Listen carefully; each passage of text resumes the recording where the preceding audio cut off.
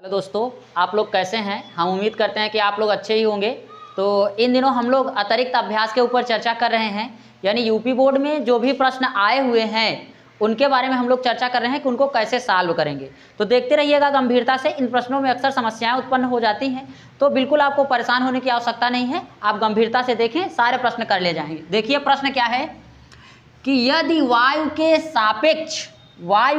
सापेक्ष किसी पारदर्शी द्रव का अपवर्तनांक कितना है भैया, है 1.25 है, 1.25 है, तथा कांच का अपवर्तनांक 1.5 है, तो द्रव के सापेक्ष, याद रखें किसके सापेक्ष, द्रव के सापेक्ष कांच का अपवर्तनांक, कांच के अपवर्तनांक की गणना कीजिए, कांच के अपवर्तनांक की गणना कीजिए। तो याद रखें आप किसके सापेक्ष कहा जा रहा है, तो कहा जा रहा है कि द्रव के सापेक्ष कांच के अपवर्तनांक। तो यहाँ लिखेंगे कि द्रव के सापेक्ष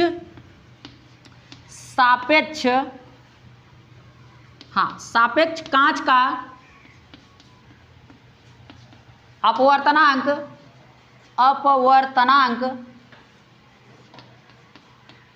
अपवर्तनांक तो कितना, क्या लिखेंगे आप, फार्मूला क्या होता है कि यानी कि इसका अपवर्तनांक हमें निकालना है। ये हमारा क्या है, क्वेश्चन मार्क है। और यहाँ पे क्या दे रखा है, यहाँ देखें क्या कहा जा रहा है कि द्रव का अपवर्तनांक कितना दे रखा है, द्रव का अपवर्तनांक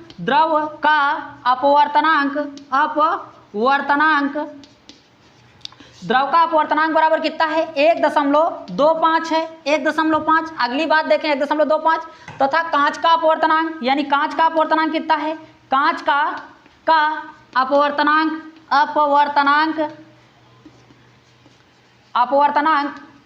कितना है भैया, कांच का अपवर्तनांक 1.5 है। तो अब हमसे क्या पूछा जा रहा है, ये तो दिया है ना, पूछा क्या जा रहा है यहाँ से, द्रव के सापेक्ष कांच का अपवर्तनांक। तो भाई कुछ तो बात है दया, आप गंभीरता से लेके चलें। वो बात क्या है, देखें बात ये है कि कुल मिला के जो अभिजीत हैं वो सीआईडी से गायब हो गए हैं और उन्हीं को आपको ढूंढना है ना। यानी ढूंढना क्या है, कुछ बात में ढूंढना ये है कि द्रव के सापेक्ष कांच का अपवर्तनांक। तो फार्मूला क्या होता है, द्रव के सापेक्ष कांच का अपवर्तनांक बराबर, यहाँ से हम इसको लिख देते हैं, द्रव के सापेक्ष कांच का अपवर्तनांक ना भैया, अच्छा यहाँ आने अपवर्तनांक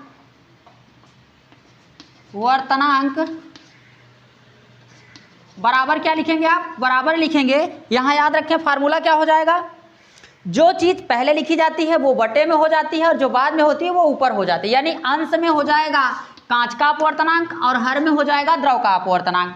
तो आप यानी यहाँ पे क्या लिखेंगे, तो लिखेंगे कि कांच का बराबर हम यहाँ लगा देते हैं, हमारे पास जगह नहीं है, आप नीचे समझ लीजिएगा, कांच का अपवर्तनांक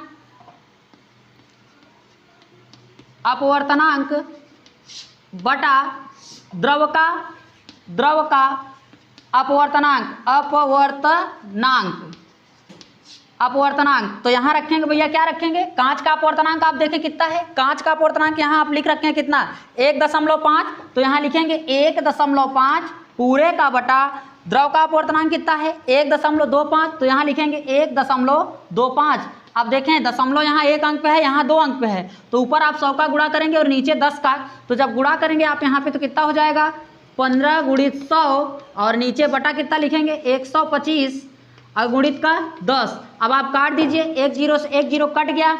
अब देखें यहाँ इसको काटे, 5 दूनी 10 हो जाएगा, इसको काटे, जब इसको काटेंगे कितना हो जाएगा, 5 दूनी 10 और 5 5 25, फिर 5 से काटिए, 5 5 25, इसको काटे, 5 तिहाई 15। तो भैया अब आपके पास बचा क्या है, बचा ये है कि यहाँ द्रव का अपवर्तनांक, द्रव के सापेक्ष कांच का अपवर्तनांक बराबर 6, इसका इसमें गुणा करें 3 दूनी 6 और बटे 5। जब आप इसमें भाग देंगे तो कितनी बार जाएगा, ये जाएगा 1.2 बार। तो यानी जो द्रव के सापेक्ष कांच का अपवर्तनांक आया हुआ है वह कितना है 1.2 है। तो हम आशा करते हैं आप ये बात समझ पाए होंगे। अब इसी के आधार पे और सवालों को हम आपसे करवाते हैं।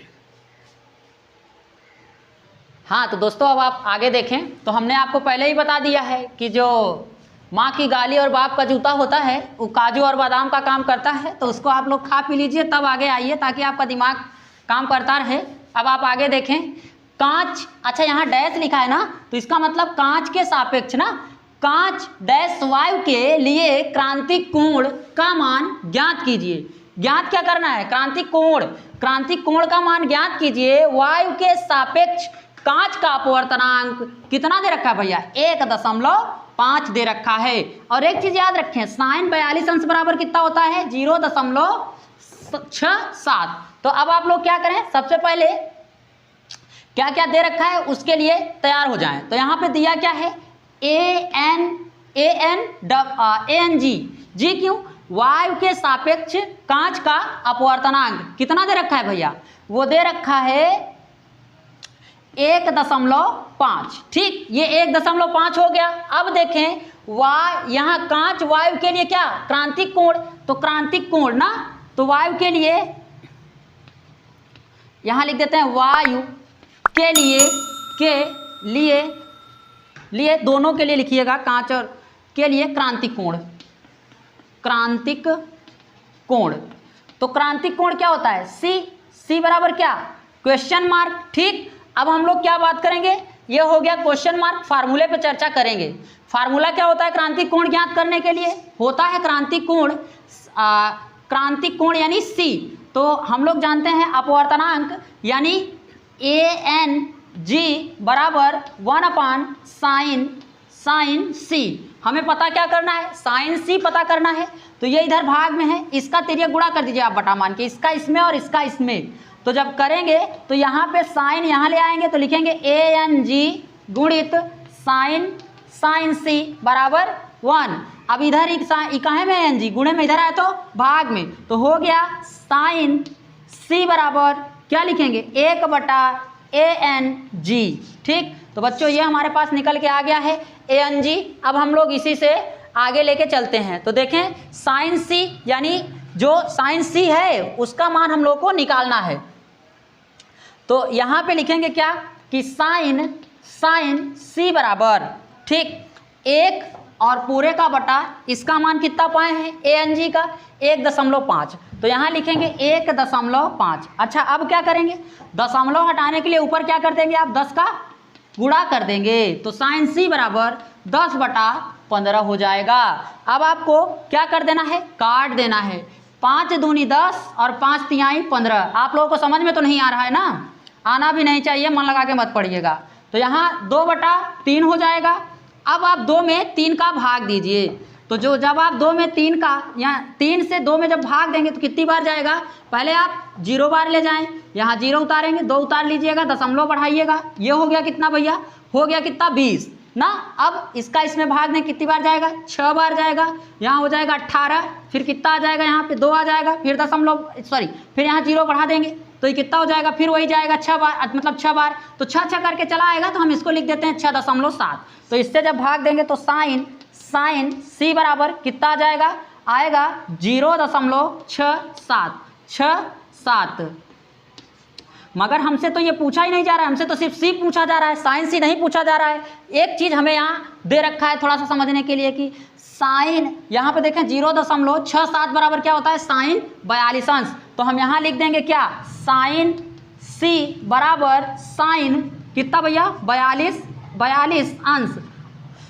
अब साइन से साइन गायब, इसको काट मत दीजिएगा, ये हट जाता है कि आप साइन से साइन काट दें। तो साइन से साइन हट जाएगा और बचेगा क्या? C बराबर 42 अंश। इस हिसाब से आपका ये रहा दूसरा प्रश्न। अब हम लोग तीसरे प्रश्न पे बात करते हैं। तो दोस्तों अब आप लोग देखें प्रश्न नंबर 3 क्या है। कहा जा रहा है कि संलग्न चित्र के अनुसार प्रकाश किरण हवा से किसी माध्यम में प्रवेश करती है। ठीक, हवा के सापेक्ष माध्यम का अपवर्तनांक ज्ञात कीजिए। यानी हवा से कोई प्रकाश किरण माध्यम में प्रवेश कर रही है। चित्र ये दे रखा है। यहाँ क्या है? यह वायु है यानी हवा है यहाँ, और यह माध्यम है। तो प्रकाश की किरण जब क्या करती है, एक यानी विरल माध्यम वायु से सघन माध्यम कांच या किसी अन्य माध्यम में प्रवेश करती है तो अभिलंब की ओर थोड़ा झुक जाती है। अब बच्चों हम लोग फार्मूला क्या जानते हैं, ये पहले ये समझ लीजिए। फार्मूला अपवर्तनांक n बराबर जानते हैं साइन आई, इसको स्नेल के नियम भी कहते हैं, लिख देंगे स्नेल के नियमानुसार। तो आप लिखें स्नेल के नियमानुसार। तो स्नेल का नियम क्या कहता है कि दो माध्यमों का जो अनुपात होता है, यानी कि n बराबर स्नेल के नियम से, स्नेल के नियम से, स्नेल का नियम क्या है कि दो माध्यमों का अनुपात जो होता है कि नियतांक होता है, n बराबर sine i upon sine r. तो बच्चों देखें आप यहाँ से यहाँ तक हमसे कोण, यहाँ से आई का मान पूछ रहा है और यहाँ से किसका मान पूछ रहा है, आर का मान पूछ रहा है, किसका मान क्या होगा। अच्छा आप एक बात बताएं, यहाँ से यहाँ तक आपको कितने अंश का कोण दिखाई पड़ रहा होगा, पूरा, तो 90 अंश। यहाँ से यहाँ भी आपको कितना दिखाई पड़ रहा है, 90 अंश। तो 90 अंश में इतना दे रखा है, कितना भैया, 30 अंश दे रखा है। तो जब आप 90 में 30 को घटाएंगे तो आपको कितना मिलेगा, जब आप 90 में 30 को घटाएंगे तो यहाँ मिल जाएगा 60, अर्थात यहाँ का कोण कितना होगा, 60 अंश का। उसी प्रकार आप यहाँ जब 45 में से 90 में से जब 45 को घटाएंगे तो आपको क्या मिलेगा, 45 ही मिलेगा। तो यहाँ कोण आर का मान कितना, 45 अंश, और कोण इसका मान यानी कि कोण आई का मान कितना है, 60 अंश। तो यहाँ पे लिखेंगे कि n बराबर, यहाँ पे कितना लिख देंगे कि आई का मान कितना पाए हम लोग, आई बराबर, अभी निकाले ना आई का मान, वहाँ समझ गए होंगे, आई बराबर कितना है, 60 अंश, और कामा जो आर है वो आर बराबर कितना है, आर बराबर कितना है, 45 अंश। अब आप यही मान यहाँ पे रख दीजिए, जो मान दिया है उसको आप यहाँ पे रख दीजिए। जब रखेंगे तो लिखेंगे कि साइन हम थोड़ा नीचे कर देते हैं, n बराबर साइन आई का मान कितना पाए, 60 अंश, बटा साइन आर का मान कितना पाए भैया, आर का मान पाए हैं आप 45 अंश। अब तो मामला फंस गया दया। अब क्या किया जाए, साइन 60 अंश का मान कितना होता है, आपने मैथ में पढ़ रखा होगा, साइन 60 अंश का जो मान होता है वो होता है √3/2। तो यहाँ पे लिखेंगे क्या, आप लिखेंगे कि n बराबर, यहाँ लिख देते हैं हम ताकि आप देख पाएं, n बराबर साइन 60 अंश का मान √3 पूरे का बटा 2, और इसको लिखेंगे यहाँ पे पूरे का बटा कर देंगे, और किसका मान रखेंगे आप, अब आप मान रखना होगा आपको किसका, साइन 45 अंश का। तो साइन 45 अंश का मान कितना होता है भैया, होता है 1/√2, 1/√2। अब आप अंदर और बाहर क्या करेंगे, गुणा करेंगे। तो जब करेंगे तो n बराबर कितना हो जाएगा, n बराबर आएगा √6 और पूरे का बटा कितना भैया, 2 आ जाएगा। अब फिर से मामला फंस गया क्या, रूट से हमें 6 को क्या करना होगा, बाहर निकालना होगा। तो अब आप क्या करें, अंडर रूट यानी वर्गमूल आपको आना चाहिए। तो यहाँ पे लिखेंगे 6 और यहाँ पे ऐसे इसका पूरे का बटा कर देंगे यहाँ से। अब उसका पहाड़ा ही उतनी बार पढ़ना, उससे ज़्यादा ना हो। तो आप जानवाई करते हैं कितना पढ़ेंगे, 2 का पहाड़ा 2 बार पढ़ेंगे, यहाँ भी 2 लिखेंगे। तो यहाँ कितना हो जाएगा 4। जब आप घटाएंगे तो यहाँ कितना निकल के आएगा 2। तो जब 2 आ गया तो यहाँ पे कितना हो जाएगा, ये जोड़ने पे हो जाएगा 4, यहाँ पे 4 हो जाएगा। फिर आप यहाँ भाई दशमलव बढ़ा देंगे आप और यहाँ 2 जीरो उतार लेंगे। अब 4 का पहाड़ा पढ़ें, यानी कि अब किसका पहाड़ा पढ़ें कि उससे ज़्यादा ना हो। तो जब यहाँ पे कितना आ गया है, इसको जोड़े थे 4 आ गया था, यहाँ 2 चला गया था। अब आप कितनी बार ले जाएं, अब आप 2 बार फिर से, यहाँ अब 2 बार नहीं जाएगा, जाएगा कितनी बार, 4 बार, 4 चौक 16, 4 चौक 16, 5 बार लेके चले आप। 5 बार ले जाएं तो 5 पचा 25 का 5, 5 चौक 20, 4 ही बार जाएगा, ज़्यादा हो रहा है। तो यहाँ पे लिखें 4 बार, तो यहाँ पे लगभग 4 जाएगा। तो अब आप ये समझ चुके हैं कितनी बार जा रहा है, 2.44। तो हम इसको निकाल देते हैं यहाँ से, कितना आया। जब इसको अंडर रूट से निकाले तो इसका मान कितना आएगा भैया, इसका मान आएगा 2.4 और पूरे का बटा 2। जब आप इसमें इससे भाग देंगे तो n बराबर कितना निकल के आ जाएगा, n बराबर आएगा 1.2 और यही हमारा क्या है, आंसर है। और यही हमारा क्या है, अपवर्तनांक 1.2 लगभग में और जाएगा, 1.2 पॉइंट करके कुछ जाएगा। आप सिर्फ इतना ही समझे, यानी कि जो हमारा अपवर्तनांक है किसके सापेक्ष, वायु के सापेक्ष, यानी माध्यम का अपवर्तनांक जो है वो कितना है, 1.2 है। तो इस प्रकार आपने प्रश्न नंबर 3 को समझ लिया है। तो प्रश्न नंबर 4 पे चर्चा कर रहे हैं। देखें यहाँ पे क्या हो रहा है कि एक 12 सेंटीमीटर फोकस दूरी वाले उत्तल लेंस के सामने कोई वस्तु कितनी दूरी पर रखी जाए कि उसका आभासी प्रतिबिंब 3 गुना बड़ा बने, यानी कितना गुना, 3 गुना बड़ा बने। तो क्या दिया है सबसे अच्छा है, देखें यहाँ पे कौन सा लेंस का, कौन सा कह रहा है, आभासी ना, तो आभासी हमारा यहाँ याद रखें आभासी बनना चाहिए प्रतिबिंब। कैसा बने?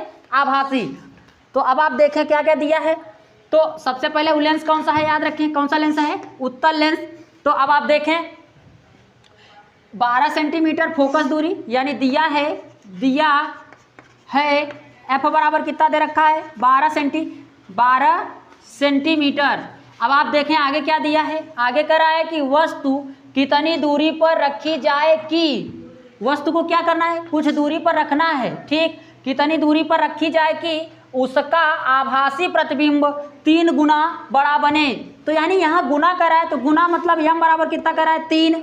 यम बराबर 3 कर रहा है। और हम लोग जानते हैं कि जब यम बराबर 3 तो होता क्या है? v बटा लेंस के लिए, क्योंकि यह लेंस है, आप जान ही रहे हैं कौन सा लेंस है? उत्तल लेंस है। चूंकि यह उत्तल लेंस है, उत्तल लेंस है, यह कैसा लेंस है? उत्तल लेंस है। तो v बटा u बराबर कितना है? 3 है। तो v का इसमें गुणा कर दें तो v बराबर कितना हो जाएगा? 3u हो जाएगा। अब देखें आप, जो वस्तु की दूरी होती है, यानी जो u वस्तु की दूरी होती है, वो माइनस के क्या मिलती है हमें? u बराबर माइनस u मिलेगा, ठीक। v बराबर कितना कह रहा है? v बराबर 3u कह रहा है, तो यानी v बराबर मिलेगा, u का मान देखें यहाँ पे 3 लिखेंगे और u का मान कितना है? माइनस में, तो माइनस के 3u हो जाएगा। अब आप लोग क्या जानते हैं? लेंस फार्मूला जानते हैं कि 1/f is equal to 1/v minus 1/u। इसी फार्मूले पर रख दीजिए सारे मान को। तो जब आप रखेंगे तो यहाँ देखें किसका क्या मान पाए हैं? 1/f का मान कितना मिला है? 12 बराबर v का मान कितना पाए हैं आप? माइनस के 1/3u, फिर माइनस और 1/u का मान क्या है? माइनस में u ही है, तो ये रहा माइनस में u, तो माइनस माइनस क्या हो गया भैया? प्लस हो गया। तो 1/12 बराबर माइनस 1/3u यानी 3u, और माइनस माइनस ही क्या हो गया? Plus 1/u। इसका और इसका एलसीएम लेंगे, कितना आएगा? इसका जब आप एलसीएम लेंगे तो आएगा 3u आएगा। तो जब आप इसमें भाग देंगे 3u से 3u कैंसिल आउट हो जाएगा, यहाँ पे क्या आएगा? माइनस के 1 आएगा, फिर यहाँ पे प्लस लगाइएगा 1/12 बराबर, तो यहाँ पे आप प्लस लगाइएगा, इसका इसमें भाग देंगे, u से u कट जाएगा और यहाँ बचेगा क्या हमारे पास? यहाँ पे 3 बचेगा, 3 का गुणा 1 में करेंगे तो 3 आएगा। अब हमारे पास आया क्या? 3 में से जब 1 घटाओगे कितना बचेगा भैया? बचेगा आपके पास कितना? 2, तो बराबर का 2/3u। अब आप क्या करें? तिर्यक गुणा कर दें, इसका गुणा इसमें और इसका गुणा इसमें, जब करेंगे तो हो जाएगा 3u बराबर, इसका इसमें करेंगे तो कितना हो जाएगा भैया? 12 दूना 24 हो जाएगा।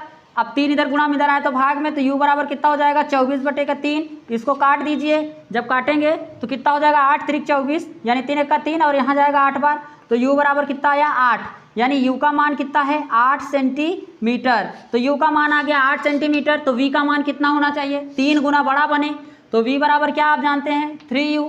तो यहाँ पे रख दीजिए, तो v बराबर कितना लिखेंगे आप? यहाँ इसका मान कितना पाए हम लोग? v का मान पाए 3, तो यहीं पे इक्वेशन बना था, ये है 3u, तो यहाँ पे हम रख देंगे 3u के लिए, तो 3 गुणित u का मान कितना पाए हैं? 8 8 3 24, यानी ये कितना आ जाएगा? अच्छा, यहाँ 8u का मान है, तो ये कितना हो जाएगा? 24 सेंटीमीटर।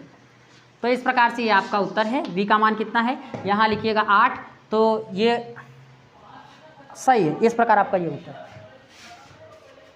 अब प्रश्न नंबर 5 पे हम लोग बातचीत करते हैं। प्रश्न नंबर 5 देखें क्या कहा जा रहा है कि एक उत्तल लेंस से 15 सेंटीमीटर दूर रखी वस्तु का 4 गुना वास्तविक प्रतिबिंब बनता है, यानी 4 गुना क्या? 4 गुना प्रतिबिंब बन रहा है। तो उत्तल लेंस की फोकस दूरी ज्ञात कीजिए। तो आप सबसे पहले ध्यान दिया करें कि दिया क्या है। तो दिया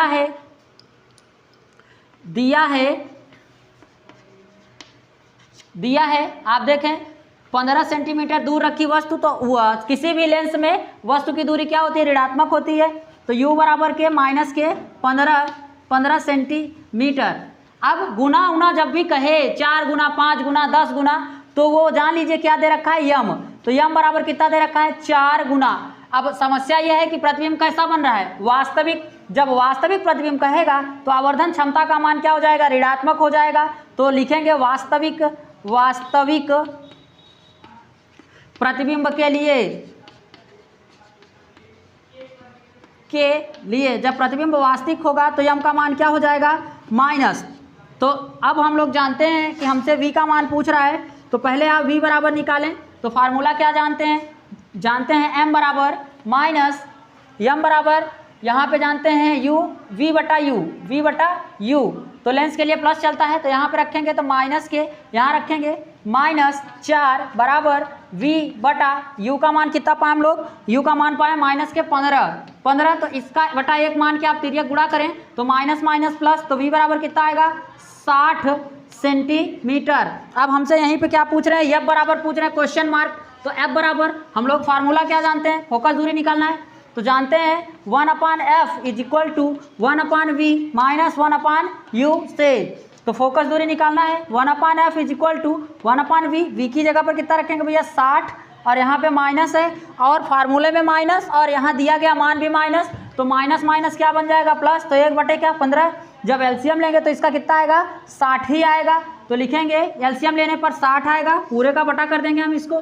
अब जब आप 60 से 60 में भाग देंगे तो कितनी बार जाएगा, एक बार जाएगा, एक का गुणा आप 1 में करेंगे तो 1 लिखेंगे प्लस 15 का जब भाग आप 60 में देंगे तो 4 बार जाएगा, 15 चौका 60, इस 4 का गुणा 1 में करेंगे तो 4 1 का 4, तो यहाँ पे हो जाएगा 4 और 1 जोड़िए कितना हो जाएगा 5, तो 1/f बराबर कितना हो जाएगा 5 और बटे का 60। तो अब आप क्या करें, जब f को ऊपर ले जाएंगे तो 60 ऊपर चला जाएगा 5 नीचे, तो f बराबर हो जाएगा 60 बटे का 5।